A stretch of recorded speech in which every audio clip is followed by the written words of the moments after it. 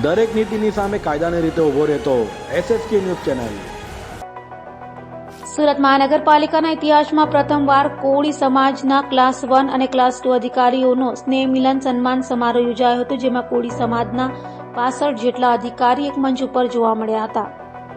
સુરત હિન્દુ તળપડા કોળી પટેલ કર્મચારી સંગઠન દ્વારા આયોજિત પ્રથમ સન્માન સમારોહ અને સ્નેહ મિલન કાર્યક્રમ યોજાયો હતો।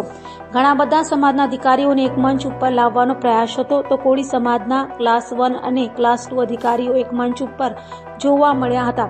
સમગ્ર કાર્યક્રમ ભેસાણ કોમ્યુનિટી હોલમાં યોજાયો હતો, જ્યાં કોળી પટેલ સમાજના 65 જેટલા અધિકારીઓ એક મંચ ઉપર એક સાથે જોવા મળ્યા હતા। તો આ સ્નેહ મિલન સન્માન સમારોહમાં ખૂબ મોટી સંખ્યામાં સાથી કર્મચારીઓ ઉપસ્થિત રહ્યા હતા। નિતેશ પટેલ, મારું નામ નિતેશ પટેલ છે। આજ રોજ ભેસાણ ગામની વાડી ખાતે સુરત મહાનગરપાલિકાના હિન્દુ તળપડા કોળી પટેલ સમાજના તમામ ક્લાસ 1 અને ક્લાસ 2 અધિકારીઓનું એક મહાસંમેલન અને સન્માન સમારોહ રાખવામાં આવ્યો છે, જેમાં લગભગ 300 થી 400 માણસોની ઉપસ્થિતિ રહી છે, જે તમામ સુરત મહાનગરપાલિકાના કર્મચારીઓ છે।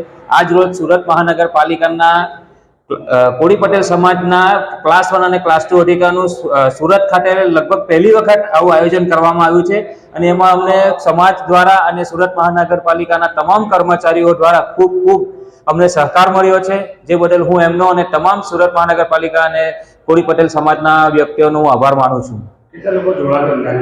અંદાજિત 300 થી 400 માણસો જોડાય છે। સુરત મહાનગરપાલિકામાં કોળી પટેલ સમાજના લગભગ 5 થી 6000 માણસો અત્યારે કાર્યરત છે।